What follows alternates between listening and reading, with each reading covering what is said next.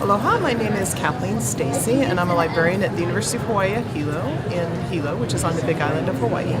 And the book I've chosen to read is Forever by Judy Blume, which is I believe, one of the most banned books ever.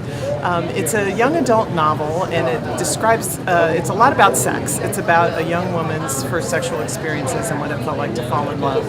And when I read it as a young teenager, it really made an impact on me because it simultaneously demystified sex and the first time that you have sex, while also making me understand that it was still a very special experience and not something to be taken lightly. And young women have a lot of conflicting feelings about sex, and I think that this book really, even though now it's quite old, it really, really explains very well some of those feelings and how they're normal to feel that way.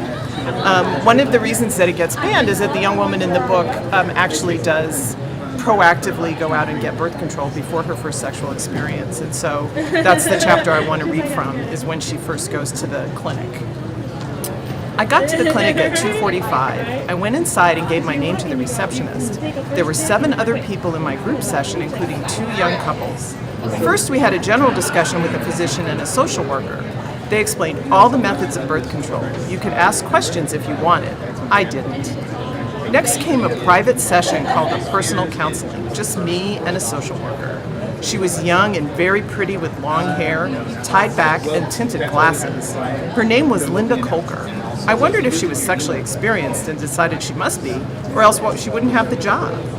We talked about the weather and my family for a minute, and then she asked me my reason for coming to the clinic. I told her, I think it's my responsibility to make sure I don't get pregnant. She nodded and said, do you have one special boyfriend? Yes. Have you discussed this with him? Not really. How do you think he'll feel about it? I'm sure he'll be very happy. He approves of birth control. But coming here was all your idea? Yes, absolutely.